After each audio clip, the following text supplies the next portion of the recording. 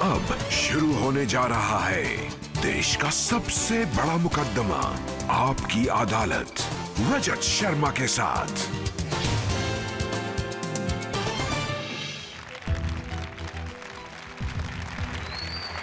नमस्कार, आपकी अदालत में आपका स्वागत है। आपकी अदालत में आज हम पेश करने जा रहे हैं एक ऐसी शख्सियत को जिसने लोकप्रियता के नए रिकॉर्ड बनाए हैं। पिछले 2 साल में जिसे लोगों ने बहुत पसंद किया, जिसने लोगों को हंसा कर उनके पेट में दर्द कर दिया। एक ऐसा इंसान जिसने 30 से ज्यादा फिल्मों में काम किया, जिसने 3000 से ज्यादा स्टेज शोज किए, जिसने टीवी के कॉमेडी शोज में बेइंतहा पॉपुलैरिटी हासिल की। आज एक ऐसी शख्सियत को आपकी अदालत में पेश करेंगे, आपकी तरफ से इल्जामात लगाएंगे, उनसे सफाई मांगेंगे। कॉमेडी के बादशाह राजू श्रीवास्तव आपकी अदालत में हाजिर हो। इससे पहले कि हम राजू श्रीवास्तव पर आपकी तरफ से मुकदमा चलाएं, आज के जज सुधीर तेलंग की इजाजत चाहेंगे आज की कार्रवाई शुरू करने के लिए। हंसी की इस अदालत की कार्रवाई शुरू की जाए। तो मुकदमा शुरू होता है। आपकी अदालत में पहला इल्जाम कॉमेडी के बादशाह राजू श्रीवास्तव पर। कॉमेडी के चैंपियन राजू श्रीवास्तव पर आरोप है कि ये सबकी नकल उतारते हैं। अब राजू जी, मैंने सुना कि बचपन से आपकी आदत थी और आपकी इस बात को लेकर काफी पिटाई भी हुई कि जब स्कूल में मास्टर जी की नकल उतारते थे। मैं अपने बाप की भी नकल उतारता हूँ और मैं हंसाने के लिए कुछ भी कर सकता हूँ। हंसाने के लिए मैं पैर पड़ जाऊँगा, मैं लेट जाऊँगा, लौट जाऊँगा, घुस जाऊँगा। और मैं कानपुर में अपने स्कूल में टीचर्स की भी नकल करता था, सुभाष स्मारक में, रतन शुक्ल कॉलेज में। तो नकल होती थी, मेरे से हो जाती थी, तो मैं क्या करूं। मेरा मन करता था मैं इसकी करूं, मैं कर देता था। मुझे नहीं मालूम उसमें क्या अपमान हो रहा है, क्या हो रहा है। सब हंस रहे हैं ना, बस ठीक है। कैसे आप नकल उतारते थे केमिस्ट्री के टीचर की, ये जरा। हाँ, हमारे केमिस्ट्री के जो टीचर थे तो उनको यहाँ पे गर्दन में कुछ तकलीफ थी, तो नहीं पट्टा डाल देते, क्या होते हो, कॉलर कहते हैं उसे। हाँ, वो डाल के ऐसे आते थे तो घूम नहीं पाते थे। तो मैंने तो मुझे देखते थे, राजू इस समय तुम्हें क्लास में होना चाहिए, कहाँ घूम रहे हो। तो जब तक घूमे वो पूरा घूमे इधर आ जाते थे। तो भी ऐसे करते थे। तो दूसरा टीचर बताता तो क्लास चला भी गया वो। और एक हमारे टीचर थे हिंदी के सर, वो ऐसा लगता था क्लास में आके स्टूडेंट्स को अपनी दादागिरी पहले बताते थे। आज हमारे थे आए, लेट कैसे हो गए, तो सुनो क्या हुआ, सामने से आ रहे हैं स्कूटर से थे हम, और सामने सुअरिया आ रही, और इधर कुत्ते बैठे हैं और उनके बीच से निकलना है। सामने खड़खड़ा रहा है और खड़खड़ा के बीच से निकल के सुअरिया को जो कटाया है और इधर से बचा के लेफ्ट काटा है तो सीधा आगे पहुंचे।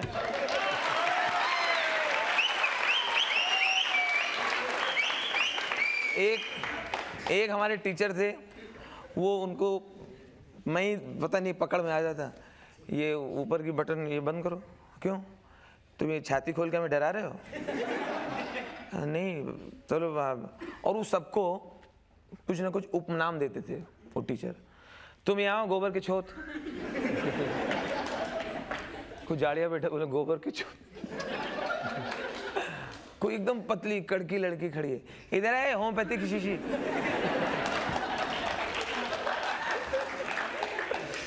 तो इस बात की शिकायत किसी ने कर दिया प्रिंसिपल से। किसने किया, मैं आज तक ढूंढ रहा हूँ उसको। किसने कर दिया, प्रिंसिपल साहब ने बुलाया, बोले ये आप जो करते हो, अपने गुरुजनों का मजाक उड़ाते हो, ये आपको अच्छा लगता है इस तरह से, हैं?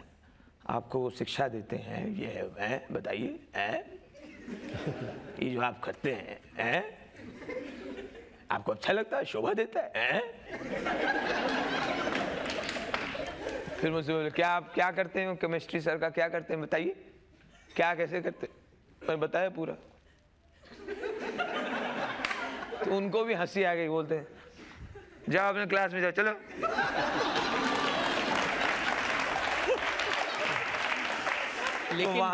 लेकिन आप क्लास में नहीं जाते थे, आप सीधे कैंटीन में जाते थे और लड़कियों को बताते कि शोले का गब्बर कैसे बोलता है। भाई लड़कियां मुझे शुरू से पसंद है तो मैं क्या करूं। लड़कियां मुझे अच्छी लगती हैं। मैं अपने मतलब लड़कियों को मैं प्यार करता हूँ। प्यार मैं देश को भी करता हूँ। देश को करता हूँ सुबह 7 से 10 और 10 के बाद फिर। तो मुझे था, आपको बताऊं, आपको ताज्जुब होगा, मैंने फिल्म इतनी लेट देखी। मैं ऐसे परिवार से हूँ जहाँ उस ज़माने में फिल्म देख लेना मतलब ऐसा लगता था जैसे कि शराब पी के आया लड़का। मेरी मदर पापा से कहती थी कि मेरे पापा से, सुना पिक्चर देख के आए हैं, ये हो रहा खानदान में, आज तक कोई नहीं किया, इसे परंपरा डाल रहे हैं, फिल्में देख देख के आ रहे हैं, अब पढ़ाई वढ़ाई अब ना होई, अब यही होई अपने घर में, फिल्में देखी जा रही हैं। फिल्में कोई दिखाता ही नहीं था। मैं ऐसे बैठा हूँ क्लास में, इस तरफ लड़कियां बैठती थी और इस तरफ लड़के।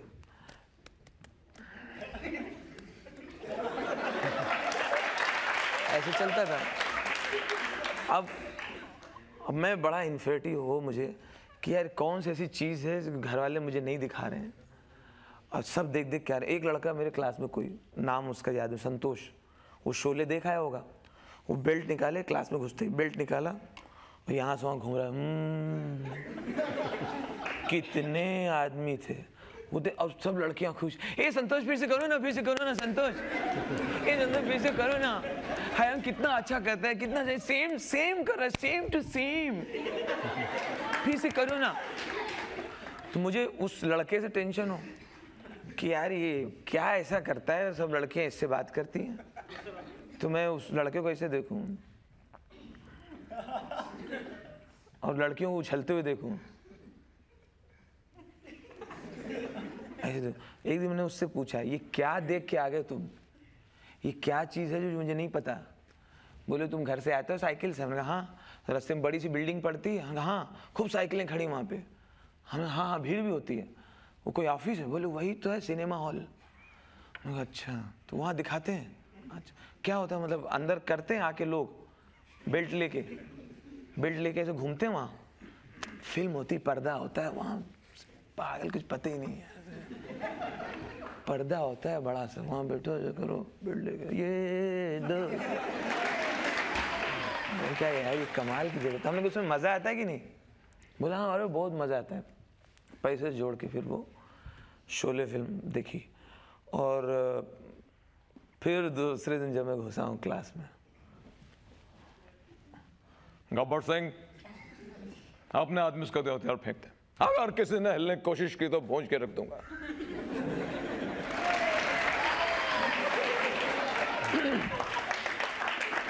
फिर वो तो मैंने शोले फिल्म इतनी मतलब लेट देखी। रजत जी सवाल क्या था? सवाल ये था कि आप जब शोले देख कर आए तो लड़कियों को इम्प्रेस करने के लिए आप दिन भर कैफेटेरिया में बैठ करके शोले के डायलॉग सुनाते थे। आप अपने आप को अमिताभ बच्चन समझने लगे। बिल्कुल बिल्कुल बिल्कुल। मुझे अमिताभ बच्चन, उसमें अमिताभ बच्चन मर गए थे ना शोले में, तो मैं उसमें बच्चा था, बच्चा बुद्धि फिल्म देखा। मैं सोचा ये आदमी के साथ सही में हो रहा है ऐसा, कितना अच्छा दोस्त था, दोस्ती निभाते निभाते मर गया और ये वो, तो मेरे दिल पे लग गया। तो मैं अपने आप को अमिताभ बच्चन जैसा महसूस करने लगा और उसी तरह चलना उठना बैठना हो गया। और आगे तीसरे चौथे दिन तो मैंने पहला आइटम बना दिया था कॉमेडी का कि शोले देख के गजोदर भैया आए हैं। वो मेरे असली एक्सपीरियंस है, किसी को पता ही नहीं।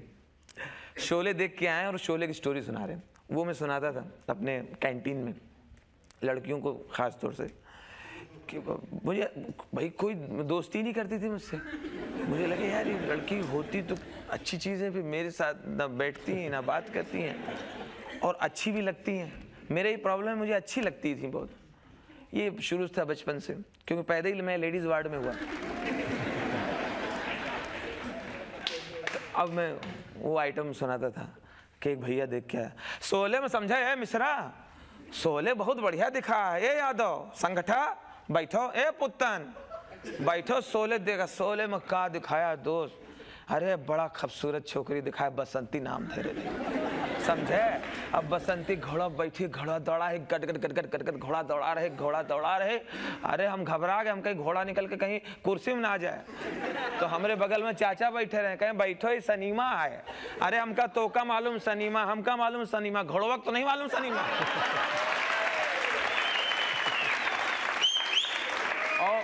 और समझे, ए पुत्तन बिड़िया जलाओ, बिड़िया जलाओ।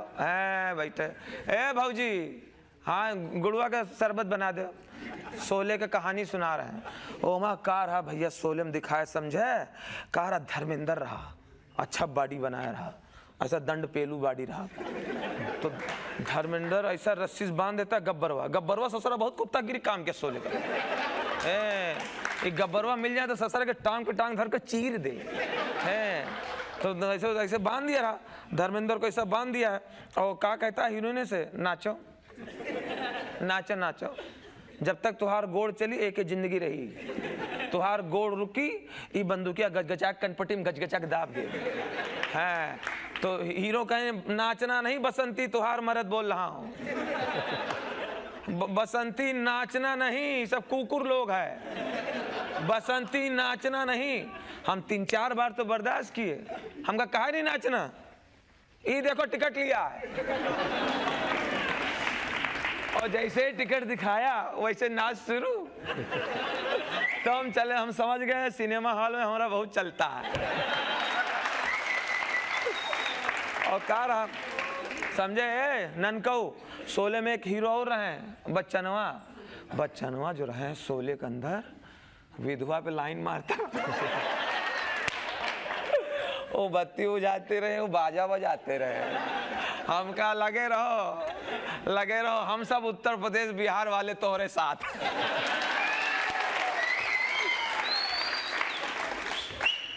तभी तो एक लड़की थोड़ा इम्प्रेस हुई, पा के हमारे पास बैठी, बोली तुम्हारा कोई होमवर्क है तो हमें बता दिया करो। हम कहा अच्छा, कहें कि तुम अपना फिल्म देखो, तुम्हारा ये सब हम लिख देंगे।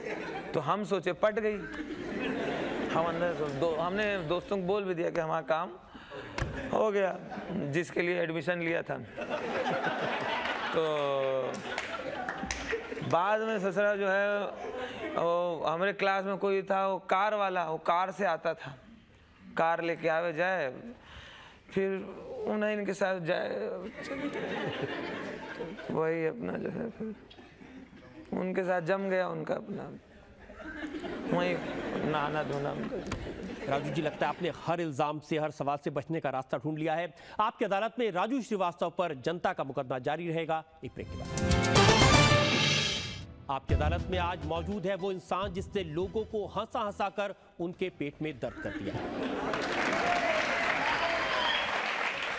ऐसी जितनी आपकी हरकतें थी जो आप नकल करके उतारते थे, मैंने सुना आपकी माँ काफी नाराज होती थी।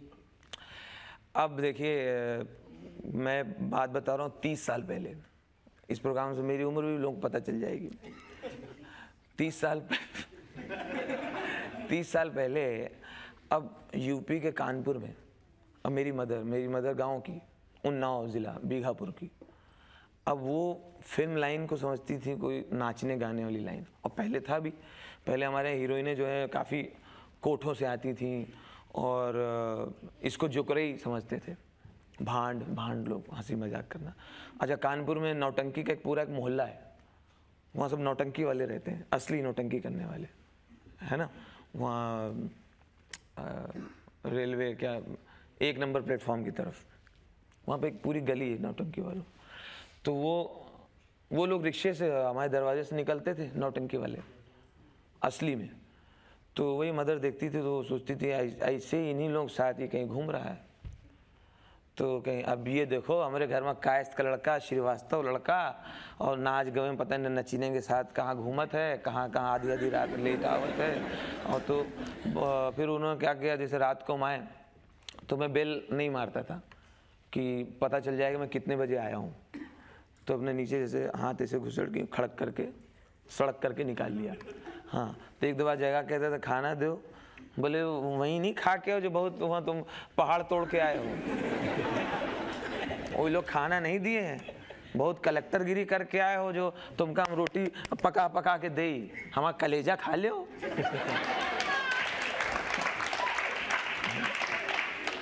बहुत बढ़िया काम कर रहे हैं ना, डांसर के साथ घूम रहे हैं वहाँ, गवैयन लोग उनके साथ। तो फिर वो जो है वो इस तरह से डांट पड़ती थी। तो अब वो तो अब सुधरा है। पिछले 10 साल से देखिए टीवी में सब पढ़े लिखे लोग आ रहे हैं, आप भी आगे बताओ। लेकिन अब जो अच्छे अच्छे घरों से लोग आ रहे हैं। आपने जो 30 साल पहले किया था आज भी वही कर रहे हैं? मैं सुना आजकल आप फिल्म स्टार्स के बजाय क्रिकेटर्स का मजाक उड़ाने लगे हैं। अब कोई छूटेगा नहीं, हाँ ये नहीं तो हमें पर नहीं करेगा। हाँ वो अलग है, क्या फिल्म स्टार क्या सोने के हैं, मार वो हीरा जड़े उनके। हाँ वो हमारी तुम्हारी तरह हैं, वो भी तो आउट हो रहे हैं 0 पे। और जब से वर्ल्ड कप में हार की टीम आई है तब से आप कुछ ज़्यादा परेशान है क्रिकेटर्स को लेके? हाँ वर्ल्ड कप से जब से हार के आई। अरे एक बार क्या हुआ, अंपायर जा रहा है टॉस के लिए। अब अंपायर को मालूम नहीं दोनों कैप्टन हकले हैं। कैप्टन हकले मालूम नहीं, उसने सिक्का उछाल दिया करके टॉस। हाँ बोलो बोलो, हेड के टेल। जब सिक्का गिर गया यही वाला,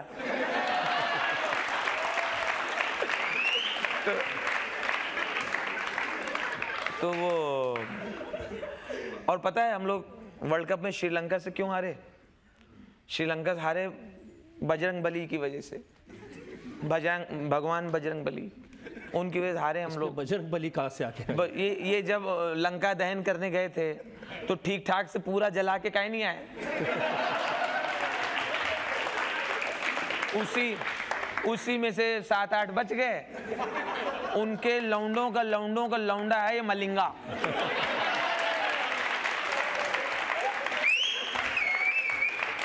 और अभी सबसे ज्यादा दुख तो तब हुआ था जब बांग्लादेश से हारे थे। बांग्लादेश से अब इंदिरा जी को हम क्या इतना सम्मान करते हैं, इंदिरा गांधी को क्या, मैं तो बहुत उनको मानता हूँ, मगर बांग्लादेश बनाए क्यों? अब तो मैं सोच रहा हूँ अपनी टीम में मान लो एक ऐसा प्लेयर आ गया, 11 प्लेयर में सिलेक्शन हो गया, सचिन और द्रविड़ के साथ सिलेक्शन हो गया एक ऐसे प्लेयर का जो खेल से ज्यादा उसका चमचागिरी में ध्यान है। बट सिफारिश लगा के जो पहुंचेगा टीम, सिफारिश लगा के पहुंचा है, खेल में उतना ध्यान नहीं। वहां जाओ, वहां आइए आ जाइए।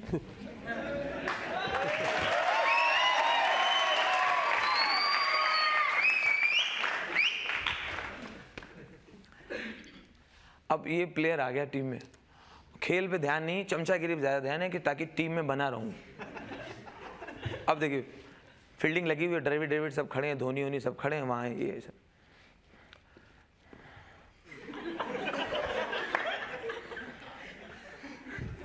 अरे द्रविड़ लेना, चुंगम लेना,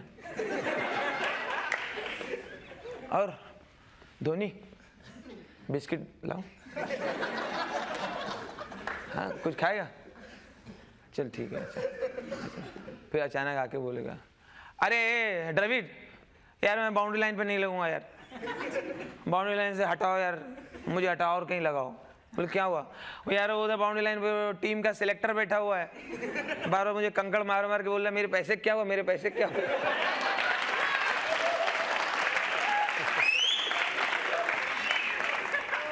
अब पता चला कि बैट्समैन कोई और टीम का, दूसरी टीम का बैट्समैन खड़ा है, पानी पानी हो, अरे पानी, हाँ ले आओ। किसी नहीं सुना तो खुद ही बाल्टी लेके चल रहा है मेरा। द्रविड़ ने बोला तू अपना काम कर, निकाल दिया जाएगा, ऐसी से बातें कर रहा है। फिर धोनी ने आके फिर कंप्लेंट किया, निरंजन शाह को कंप्लेंट किया, बोले ये मेरे बगल में खड़ा रहता है, बार बार पूछता रहता है तेरे को क्या लगता है मेरे को अगले मैच में लेंगे? कभी पूछता है शरद पवार जी का डायरेक्ट नंबर है क्या? कभी बोलता है कि तू उसको जानता है, चैपल को जानता है, उससे पहचान है क्या, मेरे को मिला के दे, घर लेके चल। कभी कहता है कि आम की पेटी लेके द्रविड़ के घर जाएंगे। ऐसे डिस्टर्ब कर रहा है मुझे। कभी बोलता है यार अगले मैच में अगर नहीं लेंगे, मेरा मकान पूरा बना नहीं अभी तक। मुझे पैसे की ज़रूरत है, अम्मा बीमार है, कभी कुछ बता रहा है, कभी कह रहा प्लास्टर चढ़वाना है, कभी कहता अल्सर हो गया, कभी पल्सर हो गया। इसकी वजह से 2 कैच छोड़ दिया मैंने। अब पता चला 50-50 ओवर का मैच, 40वीं ओवर हुई गायब, ये ग्राउंड में है ही नहीं। किसी द्रविड़ कुछ बोल नहीं रहा है, बोले मैं बोलूँगा तो पोल खुल जाएगी इसमें। फिर चला गया, लग रहा है कहाँ 10 ही दिख रहे यार, एक कोई कम है। अरे भाई कम है तुम्हारा वो चम्मच भाई।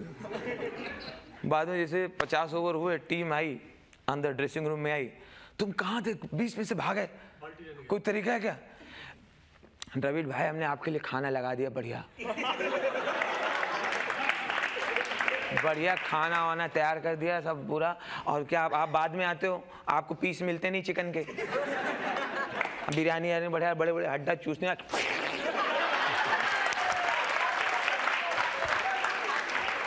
पूरी बढ़िया हड्डी वड्डी पूरा सब सेट कर दिया प्लेट में। प्लेट मतलब कोई देखे नहीं कि मैंने इतना चिकन रखा है, किसी को पता ना चले मैंने इतना चिकन भर लिया। तो मैंने क्या किया द्रविड़, मैंने क्या किया, तुम्हारे लिए मैं पहले चिकन रखा प्लेट में, उसके ऊपर चावल से ढक दिया, चावल से ढक के उसके ऊपर फिर चिकन रख दिया मैंने, उसको फिर चावल ढक दिया, उसके ऊपर खाली एक छोटा सा चिकन का पीस रखा है, ताकि किसी को पता भी नहीं चले कि तुम इतना खाते हो। अब पता चला मैच खत्म हुआ, अब नहीं बॉलर जा रहा है बॉलिंग मार्क पे, आगरकर जा रहा है, तो आगरकर से कह रहा है अरे आगरकर दे ना बॉल दे, क्यों, अरे इतना तू दूर जा रहा है, क्यों इतना वजन क्यों ले रहा है, तू वहां पहुंच जा, भी मैं देता हूं, तब तक घिस भी दूंगा, घिस भी दूंगा। उसे दिया, ऐसे घिस रहा है, फिर उसको दिया बॉलिंग मार्क से आ रहा है, तब तक फिर बातें कर रहा है। द्रविड़ बोला यार मेरे को डिस्टर्ब मत कर, कैच छूटे, अरे बहुत दूर है, उसको टाइम लगेगा। मैच जब खत्म हो, इसका काम नहीं है, मैच खत्म हुआ, 3 स्टंप उधर उठा रहे, 3 स्टंप इधर के उखाड़े, वो सब लेके पैड लेके दोनों बैट्समैन से बल्ला लेके ऐसे करके मैदान। अब बस में बैठा, बस में बैठ के सब होटल पहुंच गए, सब अपने अपने कमरे पहुंच गए, अपने कमरे में है ही नहीं। कि बोला ये कहाँ गए, देखो यार अपने कमरे में नहीं है, ये कहाँ गया, वो प्लेयर कहाँ गया। तो बाद में पता चला राजीव शुक्ला की मालिश कर रहा है। एक दिन तो कमाल ही कर दिया, निरंजन शाह के कमरे में अपनी बहन को लेके आ गया, ये बहुत अच्छा खेलती है, ले लो आप, ले लो अपना टीम, बहुत आप मतलब ये एकदम बहुत ही, अरे यार लेकिन मर्दों की टीम है, कैसे तो सिस्टर को कैसे ले लें टीम, नहीं इसको पहना देंगे, हम किसी को मालूम नहीं पड़ेगा। ये देखो आप देखो, इसको अभी शर्ट वर्ट पहना देंगे, जीन्स पता ही नहीं चलता है कौन है, हमारे घर वालों को नहीं पता ये कौन है, इसको ले लो टीम। और इसको सब याद है, गावस्कर कब आउट हुआ, तेंदुलकर कितने बार LBW, इतनी इसकी पहचान है इसको पूरा आइडिया। और फिर स्त्री कपड़ों में सब करके पूरा, जाओ बुला रहे हैं, जाओ।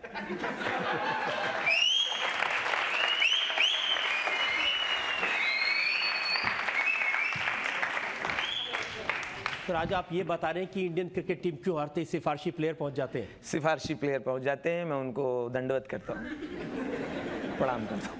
और मैंने ये भी सुना कि आप जो टीवी के न्यूज़ प्रेजेंटर्स होते हैं उनका भी मजाक उड़ाते हैं। आपने बताया कि ऐश्वर्या राय की शादी पर कैसे रिपोर्टिंग हुई। मैं उससे पका हूँ, कौन है रिपोर्टर, मेरे को एड्रेस नहीं मिल रहा है उसका। परसों बाढ़ आई बम्बई में, पानी भरा हुआ, एक आदमी डूब रहा है, उसको बचा नहीं रहा है, उससे कह रहा है आप डूब रहे हैं, आपको कैसा लग रहा है।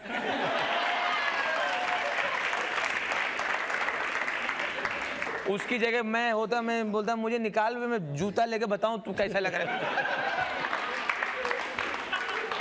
और वो जो एक प्राणी आता है ना, जंतु जो जूड़ा बांधे हैं, ऐसा लगता है यहाँ पे गोभी फंसाए हैं। हाँ, अब वो ऐश्वर्या और अभिषेक उनकी शादी की रिपोर्टिंग करे तो कैसे करेगा। ऐश्वर्या अभिषेक की शादी के बारे में बता रहा, वो डॉन का बेटा है, उसके बाप की सरकार है, क्योंकि उसका बाप शहंशाह है। वो खुद बंटी बनकर बबली के साथ छलावा करता रहा, उसे बहुत बार बबली से कहा भी कभी अलविदा ना कहना, लेकिन एक दिन इस रिफ्यूजी की नजर नई उमराव जान पर पड़ी। दोनों फिर बेखौफ होकर, निडर होकर खुल्लम खुल्ला मिलने लगे। एक दिन नई उमराव जान ने इससे कहा, हम दिल दे चुके सनम।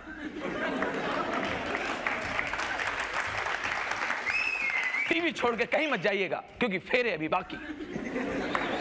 अब आपको हम कानपुर के उस ठग्गू के लड्डू वाले से मिलवाएंगे जो अपने आप को कथित तौर पे अभिषेक बच्चन का मामा कहता है। खुद तो बुलाया नहीं गया शादी में, जबरदस्ती 51 किलो लड्डू लेके कानपुर से जूहू के प्रतीक्षा बंगले के लिए रवाना हो गया। खुद तो दूर 51 किलो लड्डू में से एक भी लड्डू बंगले के अंदर नहीं घुस पाए। अब आपको बताना है क्या लड्डू कांग्रेस के थे, यह लड्डू मायावती के थे, यह लड्डू भारतीय जनता पार्टी के थे। टीवी छोड़ के कहीं मत जाइएगा, फेरे अभी बाकी।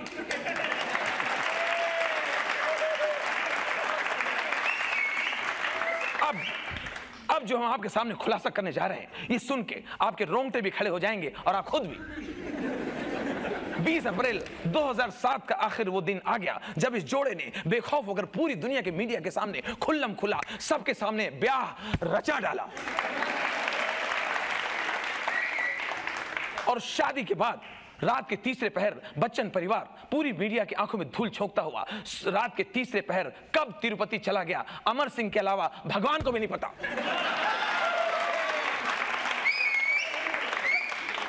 टीवी छोड़ के कहीं मत जाइएगा क्योंकि हनीमून अभी बाकी है।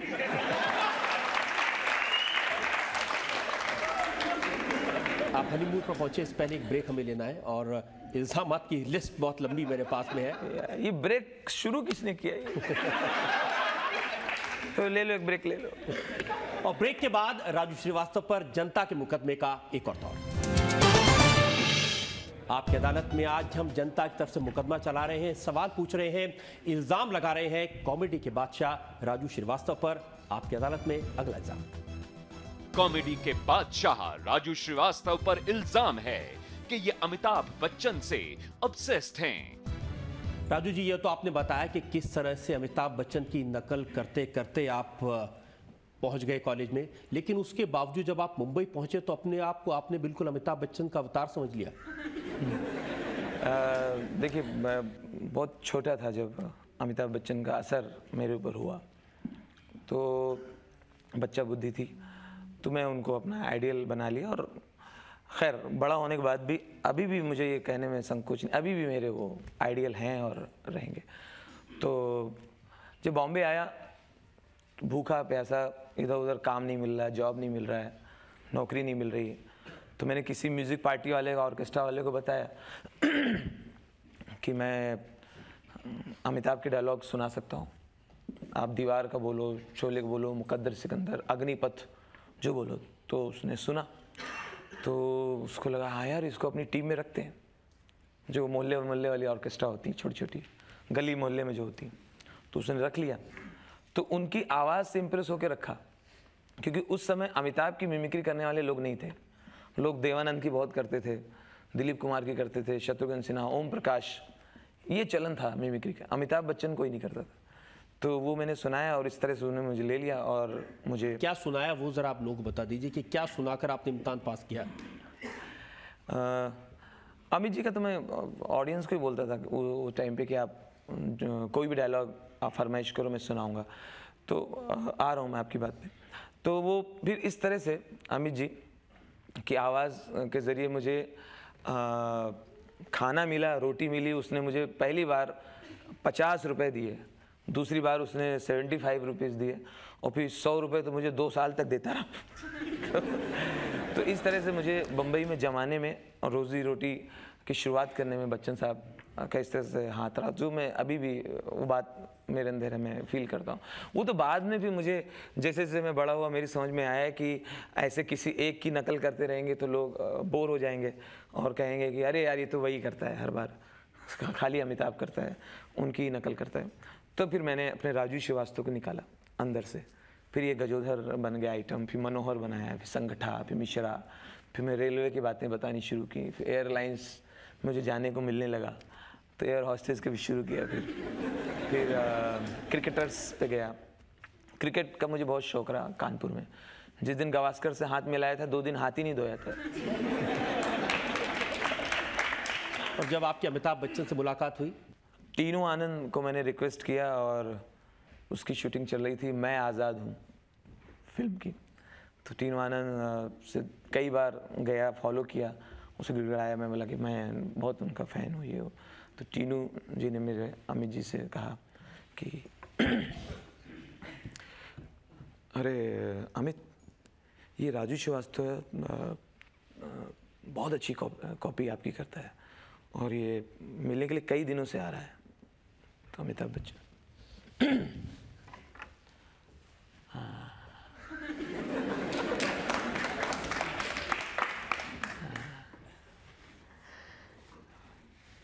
अच्छा, वेरी गुड। कहाँ के रहने वाले हो आप? मैं कानपुर। मैं भी श्रीवास्तव हूँ। मुझे पता था वो तो है ही। तो अच्छा, अब मैं बोले जा रहा हूँ, मैंने ये फिल्म देखी, आपकी वो देखी, आप मेरी भाई की ससुराल की तरफ से आप मेरी रिश्तेदारी में भी आते हो। मैं फटाफट जल्दी जल्दी बता रहा हूँ जिससे कि पहले सिक्योरिटी वाले मुझे भगाएं। जल्दी आप मेरी जो वो इलाहाबाद में वो जो है चाची, उनकी जो वो हैं, वो जो ब्याही हैं फतेहपुर में, उनकी जो शादी वो बांदा में हुई है, और उनके जो हैं वो उनके जो फलाने, उनका मैं देवर हूँ।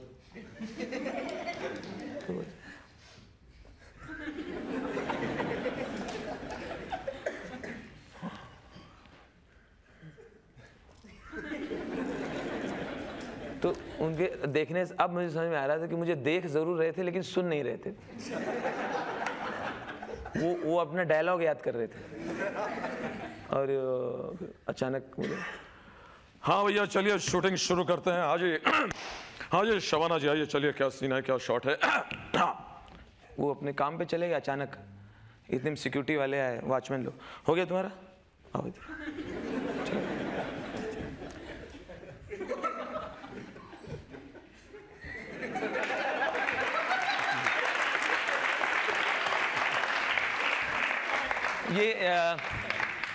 ये थी पहली मीटिंग। उसके बाद बीच के कुछ साल अगर छोड़ दें, खैर फिर ये कहा जाता है ना कि मेहनत रंग लाती है, अगर लोगों की ब्लेसिंग हो। तो एक मौका फिर आया जब मैं उनको अपने बारे में बताना मैंने शुरू किया। उससे पहले उन्होंने लोग, अरे भाई आपको कुछ बताने की ज़रूरत नहीं है, आपके प्रोग्राम जो है हम लोग देखते हैं और बहुत बढ़िया करते हैं, आप बेहतरीन करते हैं। फिर वो एक तरह से एक अवार्ड जैसा था। लेकिन जिनको आप इतना मानते हैं राजू जी, उनका भी आपने मजाक उड़ाया। मैंने सुना कि वो जब केबीसी उन्होंने करना शुरू किया। हाँ, जैसा वैसे बैठ सकते हैं ना। अच्छा वो बोले मैं भी ऐसे बैठता।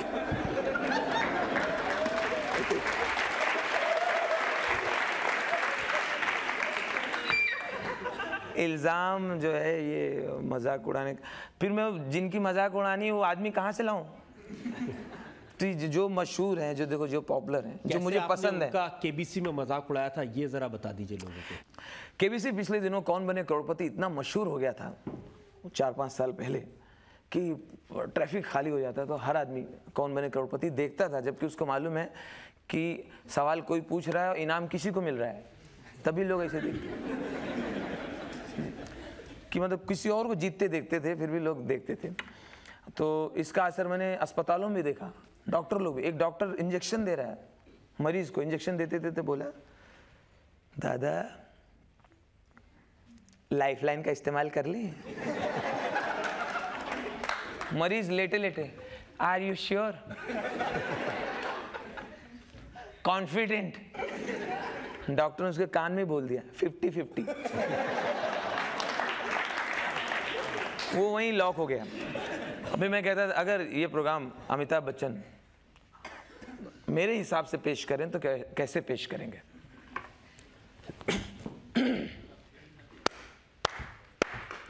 देवी और सज्जनों, आइए हम और आप मिलकर खेलते हैं कौन बनेगा करोड़पति। लेट्स प्ले कौन बनेगा करोड़पति। हमारे सामने जो कंटेस्टेंट मौजूद है, आपके बारे में पता चला है, आप जहां काम करते हैं आपके हाथ के नीचे 500 लोग हैं। क्या करते हैं आप? भाईजान मैं कब्र खोदता हूँ।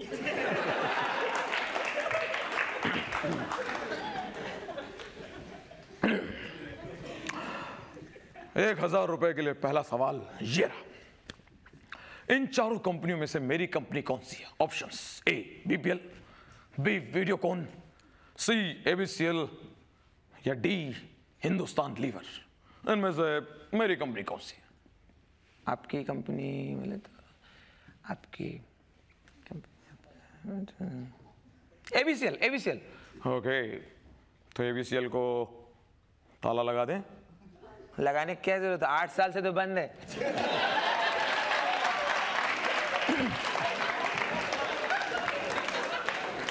अब मैंने, हाँ बंद थी, लेकिन मैंने उसको वापस रिवाइव कर लिया है और अब सब कुछ अच्छा। और आप किस किस का मजाक उड़ाते हैं? हमने सुना नेताओं के बारे में, हमने सुना पॉलिटिशियन के बारे में, बहुत बड़े बड़े ऐसे नेता हैं जिनका मजाक उड़ाते हैं, उनके बारे में मुझे आपसे सफाई लेनी है।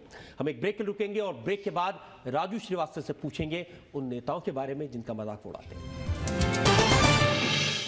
राजू श्रीवास्तव पर आपकी अदालत में जनता की तरफ से अगला इल्जाम।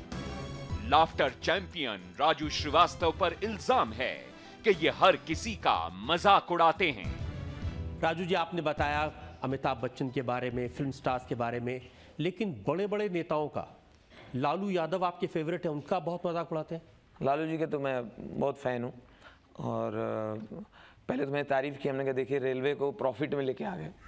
कब से रेलवे लॉस में थी, रेलवे को प्रॉफिट में लेके आ गए। लेकिन फिर किसी ने मुझसे पूछा कैसे लाए होंगे प्रॉफिट में, हमने कहा एक बर्थ पे 10-10 पैसेंजर बिठा दिए होंगे। लेट जा। हाँ एक लेटे उनको पर लेटो, जाओ लेटे, चल कहाँ खड़ा, बैठ जा, उनकी खोपड़ी बैठ जा। हाँ बैठ जा, अरे 10-12 घंटा की तो बात है। इससे भी रेलवे को इनकम हुई है, रेलवे को रेवेन्यू हुआ है और रेलवे प्रॉफिट में आ गया। अभी मैंने वो किया था कि क्रिश फिल्म इतनी हिट हुई। क्रिश एक्चुअल कॉपी है सुपरमैन से इंस्पायर्ड है। सुपरमैन भी उड़ता है, हमारा क्रिश भी उड़ता है। मैंने राकेश रोशन जी से कहा भी कि आप क्रिश में मुझे ले लो ऋतिक की जगह पे। तो बोले क्यों? हमने कहा 10-20 करोड़ ज़्यादा ही कमाओगे। बोले कैसे? मैं बोला मैं यहाँ पैसेंजर बिठाऊंगा। चांदनी चौक से उड़ लिया, पंजाबी बाग छोड़ दिया, पंजाबी बाग से लिया यहाँ छोड़ दिया, नई दिल्ली नदीरे पुदीरे, नई दिल्ली रेलवे स्टेशन, पुरानी दिल्ली रेलवे स्टेशन, नदीरे पुदीरे, मैंने सवारियाँ बिठाऊंगा जब शूटिंग ख़त्म हो जाएगी। बोले नहीं ऋतिक की बॉडी अच्छी है, हमें ले लो बॉडी ले लो फिर। तो क्रिश जब इतनी हिट हो गई फिल्म तो अंग्रेज़ों के कान खड़े हो गए, फिरंगियों के। बोले यार तो हमारा सुपरमैन चुरा लिया है। तो बोले ऐसा करते हैं हम लोग सुपरमैन इंडिया में जाके बनाते हैं। अब सुपरमैन बनाने वाली टीम बॉम्बे आ गई, हीरो की तलाश शुरू हुई। उनको हीरो पसंद आए, लालू प्रसाद यादव। अब लालू जी अगर हीरो होंगे सुपरमैन के तो सीन क्या होगा? उनकी पत्नी नहीं,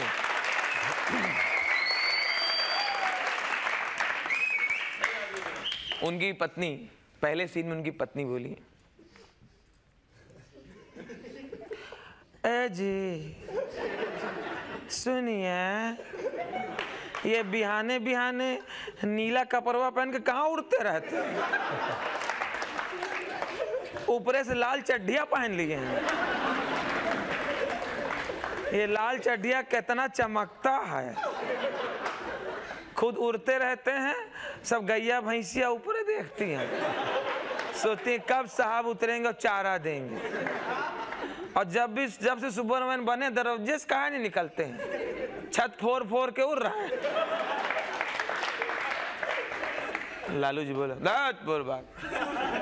ये तो हमको जो है चूल्हा चक्की हम फंसा के रखा है, हर इंटरनेशनल आदमी है लालू प्रसाद। रेल मंत्री के साथ साथ सुपरमैन हो गया हूँ, लोगों का मदद कर रहा हूँ। अरे कल का बात है, एक ट्रेन 5 घंटा लेट रहा, हम ऊपर से देख लिए जंगल में, नीचे उतर के एक हाथ से ट्रेन वहाँ का दबोच लिए, आप पटना जंक्शन में धर दिए 2 घंटा बिफोर।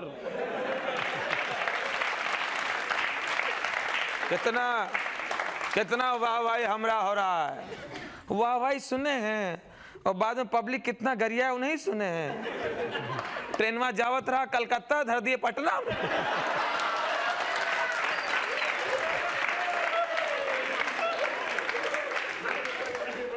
दूसरे सीन में उनकी पत्नी आई और बोली सुनिए ये कहीं कानूनवा में लिखा है कि सुपरमैनवा शादी नहीं कर सकता है?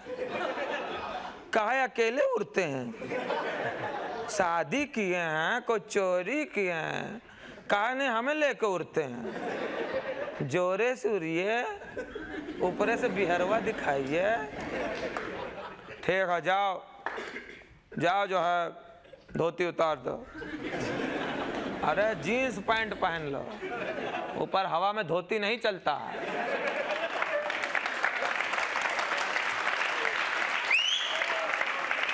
अब वो जीन्स पैंट पहन के आई। देखिए, पत्नी तो पत्नी, कोई भी गृहिणी कितनी भी सफल हो जाए, लेकिन बच्चे, घर परिवार सबसे ऊपर। सुनिए, ऊपर जो छतवा पे रस्सिया में अपने 9 बच्चा के कपड़वा सूख रहे हैं, तो रस्सी एक कनो आप पकड़ लिए, एक कनो हम पकड़ गोरेंगे तो कपड़वा सूख जाए। ये तो हमको चूल्हा चक्की में फंसा के रखा है, इंटरनेशनल आदमी लालू प्रसाद।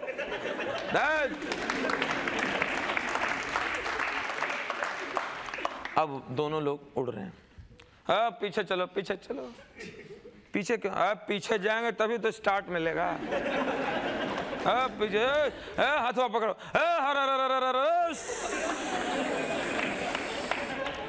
हाँ, देखो ऊपर से, ऊपर से मोतिहारी, ओ दरभंगा, ओ गया, देखो मुजफ्फरपुर, ओ देखो पूर्णिया, ओ देखो झारखंड, हटा दिए उसको। ओ देखो, ओ देखो तोरा मायका, ओ तो तोरा देखो तो मम्मी का घर, अरे देखो तोरा बाप देखो डब्बा लेके मैदान जा रहा।